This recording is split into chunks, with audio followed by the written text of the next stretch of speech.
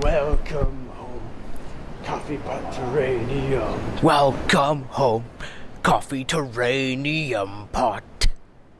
Shout out to Kurtik for that one. So anyways, this is one of the few puzzle games we have ever done. Wow, it's so different than this. I try and choose the differentest of all games. There's so many Tetris clones, there's so many other Puyo Puyo rejects, there's so many puzzle fighters. There's even an MMORPG that's nothing but doing puzzles. It's hard to come up with a original puzzle game. This game only has 4 reviews and it's been out for like almost 2 years now. So sometimes we really do choose super indie games, and this is a very good example of an indie game. Yeah, it just goes to show that sometimes Steam is a landfill. Yeah, it's really, there's like a billion MMOs, a billion first-person shooter, survival games, and then there's the games where you go into neighbors' houses, and I mean, there's so much out there that to go through it all. Like I've almost gone through personally like 2,000 games in my queue alone, and I've probably seen at least like 7,000 of the games on Steam. So I mean, that gives you like, that's almost half of what's on Steam last I checked. So it is quite a lot of games to go through that you have to like pretty much look at the games. But this game is interesting because you have a certain amount of space and you want to explode the tile. So it's kind of like Iceberg in the sense that you don't want to sink yourself, but you want to sink your opponents. But you want to kill these, whatever they are, the yellow gem creatures. Yeah, so it invites a lot of strategy to the game.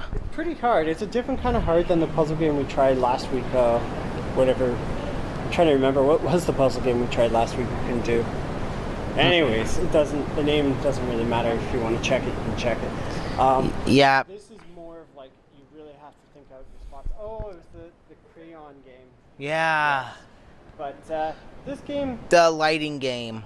I was getting far. I was getting far in it, and that one time, and then I screwed up. I chose one wrong block, which caused me to clear out the blocks row I was on.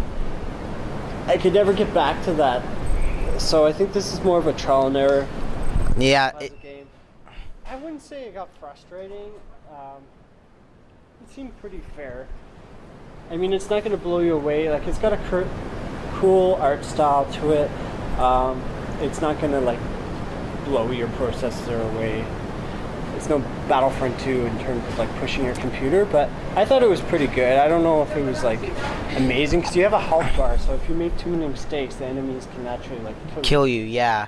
So it's a really nice isometric view. Yeah. I don't know what you thought. I thought, it wasn't amazing. It wasn't crap. I'd say 6, 7, 7.5 maybe. It wasn't horrible, but it wasn't great. It was interesting. I'd give it like a 7 out of 10 personally. I like the game.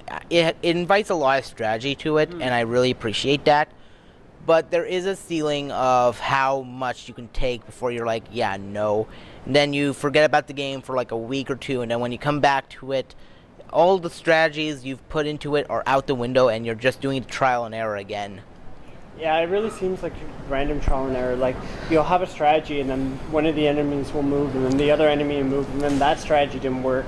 So it's a bit different than the other one. Like, I think with this game, depending on how the enemies move, there's more than one solution.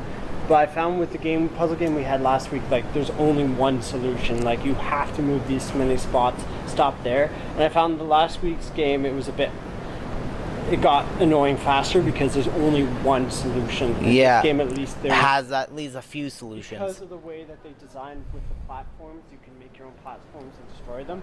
So that sort of makes it feel like you're not, losing faster. Like, you still have a chance, even if it is an illusion. So that's what I felt like. It didn't feel like, Yeah.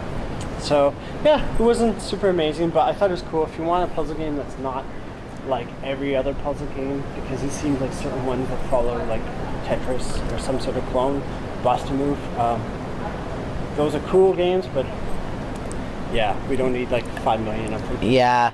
So we don't need 5 million on our phones. We do need 5 million copies, but we don't need 5 million Tetris clones. All right, you got anything else?